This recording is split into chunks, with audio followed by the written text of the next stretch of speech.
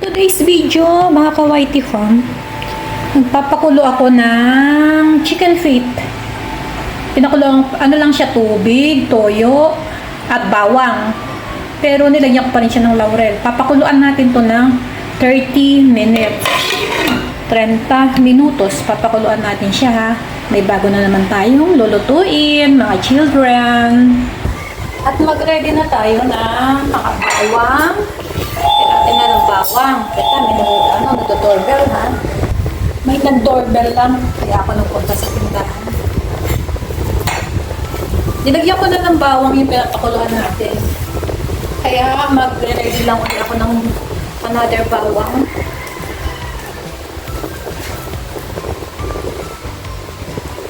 Another bawang.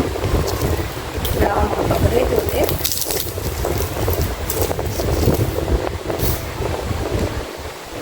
Okay. At ito gagamitin natin sa kumbaga sauce. Gagawa tayo ng sauce, Mariose. Sauce. Teka. Ayan na, wala tayong voice over ngayon. Instant na to. Instant na nagsasalita ako. Kaya pasensya na. Mayroong tumatawag. May tumitilawak ng manok. At minsan tatawag si Blue. Doon sa aking shop, yung maliit na tindahan ay may doorbell doon. Iba yung tunog ng doorbell sa gate. Doorbell sa shop ko. Eh pag may tao, magdo-doorbell sila. Pag walang tao doon. Ang kaso, yung nagtitinda ng gulay, tsaka nagtitinda ng kakanin, nagdo-doorbell din. Eh lalo na yung nagtitinda ng gulay, makulit yun. Panay doorbell. Kahit walang wala na sumasagot kasi nung time na yon naliligo ako. Nagsabi naman ako sa na mga nalito sa kabilang bakod. Sabi ko, naliligo ako baka ako mag-doorbell. Kaso may nagdo-doorbell, hindi pa rin nila nilalabas. Ang tagal, hindi galing sa banyo, sa taas, ako'y naliligo, sumisigaw din ako. Sabi ko, may tao. Ang kulit niya. Yun pa lang yung nagtitinda lang ng gulay. Eh, hindi ka naman pala yung bibili ng gulay, di ba? Kasi yung mga gulay niya, minsan panat na, hindi na maganda.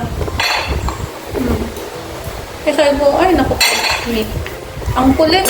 Pwede nga lang, lagyan ko dun sa labas na, bawal mag-doorbell ng hindi bibili. Ay, hindi bibili.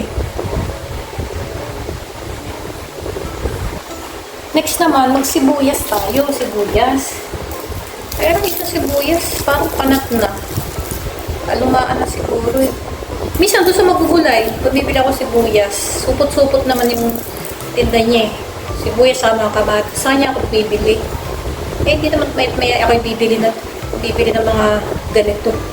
At hindi naman kailangan nito araw-araw. Except na lang kung nagluluto ka talaga araw-araw. Eh, mag-isa lang ako. Ano gagawin ko? Dapat ba ako magluto ng araw-araw? Luluto ko minsan nasasayang lang eh. Hindi ko nauubos. Tapos yung matitira, ikakainin mo uli. Siguro hanggang 2 kain lang ako sa same dish. Hindi pwede yung paulit-ulit. Sawa ako. Para lang siglo. Hirap pa kainin libro ngayon. Ako'y naiinis. Iiwan ko pa naman siya. Gusto ko siyang tumaba eh. Matata naman. Maganda naman ang katawan niya. Tama, narinig lang niya pangalan niya. O ito, lumalapit na. Ay, ang tagal naman yung yung balatan ng sibuyas sa ganito. Habang pinapakuluan ko yung kumukulo na. Kumukulo na yung yung chicken feet. 30 minutes, di mga 9:15. Mga 9:15, okay na yun. Hirap ng balatan nitong sibuyas na ire. Ano ba nangyari? Parang mauubos na yung sibuyas sa pagbabalat ko. Ito. ako. Gulay. Kasi ito parang sira-sira na. Malambot na siya, oh. Parang may tubig-tubig na. Oh my God. Hugasan ko muna siya. Teka. Hugasan ko siya.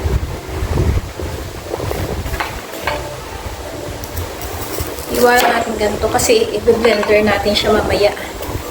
Yan lang. Sili. Kaya lang wala tayong sili. Wala tayong sili. So, walang sili. Lalagyan ko na lang siya ng ano. Ng chili powder. Ito na lang ipapalit natin sa sili. Yan, kasi wala akong sili eh. Ayun, kumukulo na siya pero need 30 minutes. 30 minutes. Kaya natin siyang kumulo diyan. At dito tayo sa ating blender. Habang nagpapakulo tayo ng paan ng manok ng 30 minutes, ay ilagay na natin yung ating mga i-blend. Ang bawang at ang sibuyas. Yan. Lagay na natin ang bawang at sibuyas. Isunod natin ang 1/2 cup ng suka.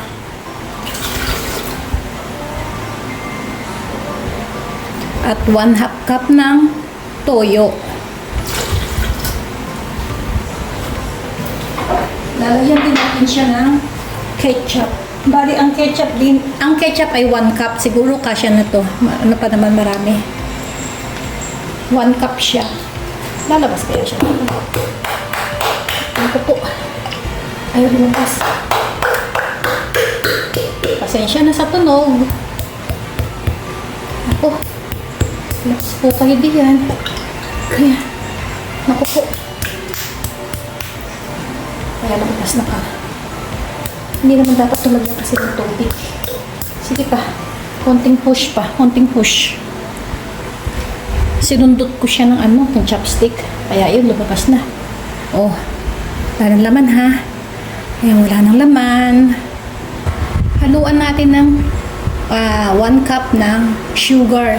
Ang ginamit ko ay brown sugar pala. Dali, may tumatawag. I'm back. Speaking of bagugulay, nagdo-doorbell na naman siya. Sabi ko, pass muna, pass. Ito, lalagyan natin siya ng sugar. Ang sugar ko lang dito is itong brown, wala akong white. Pero okay na din ito. Okay na yan. Ayan. Wala na natin. Aba, may laman-laman pa. Sandali, kukuha ka ng kutsara ha. So, ito, simutin natin siya.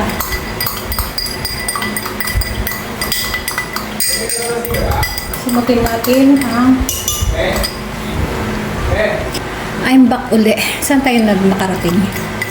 May nag-doorbell uli kasi may nagpa-Gcash 300. Ang 300 isang piso. Ayan, nakita na ako for today's live pala. Nakita na ako sa 4 piso. Pwede na ako magsara. Ayan, nilagay ko na yung ating 1 cup ng sugar. At sabi ko nga sa inyo, wala akong sili. Kaya ang ilalagay natin kapalit ng sili ay asan na yun? Saan mo nilagay? Ito. Ay ang ating chili powder. Chili powder. Na pinadala ko pa from Japan. Hindi siya masyado maanghang eh. Ganyan. Hindi natin mga dalawa. Pwede na, no? Yan. Ay, tagtagan natin. Masarap na maanghang. Oh. Pero hindi siya talaga maanghang, promise. Hindi maanghang ito. Ayan, natapos na ang ating ilalagay. May sili, garlic, sibuyas, ketchup, sugar, toyo, at suka. At atin na siyang i-blend. Sa anak ko to eh. Iniisip ko bibili ako ng ganito eh. Para pag yung ano ng prutas. Mag-ano ko ng prutas. Magbe-blend ako. Nakakalimutan ko order sa Shopee. Ayan, eto na. Tama bang ginagawa ko? Tama ba? Oh, ito na. Oh, whip. Hindi ko malaman kung ano yun dito. Ang pipindutin. Ayan ang pindutan niya. Whip ba?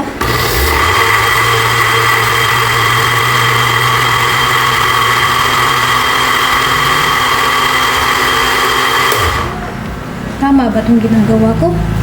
Whip? Ano yung kakaiba nito? Yung pure. Ay, gumaganon. Crown. Ay, nakatakot naman pala to.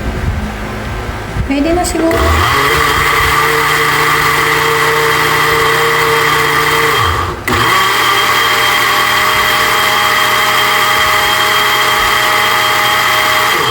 Inisip ko kasi baka hindi na chop-chop yung ating sibuyas. Siguro okay na to, no? Silipin natin. Teka, meron akong kutsarang mahaba dito.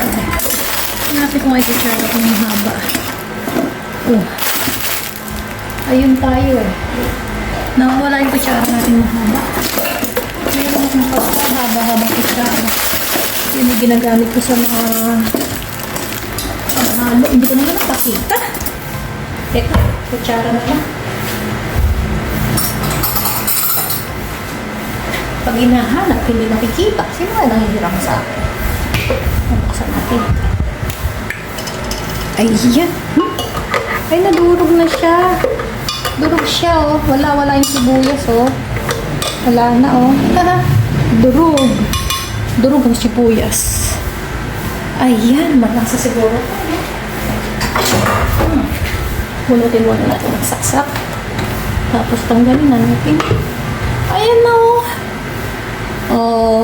Meron na tayong pang sauce natin sa chicken feet na sinasabing buffalo sauce. Balikan natin ang ating chicken feet.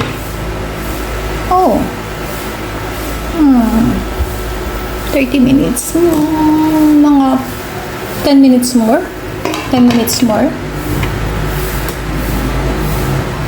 10 minutes more. Wait muna.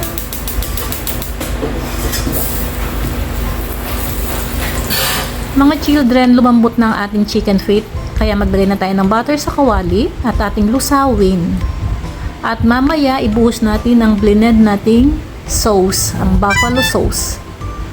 At ito na, ibuhos natin para siya ay i-mix natin ang ating nalutong paa ng manok. Malambot na siya. Ihalo na natin ang ating chicken feet. Huwag na natin hintayin kumulo. Pwede na yan, basta ma-mix lang. Dito na natin ilagay ang mga paa ng manok na pinalambutan para siya ay lumasa. Ma-mix na natin yung buffalo sauce at yung chicken feet. Yan. Lagay natin.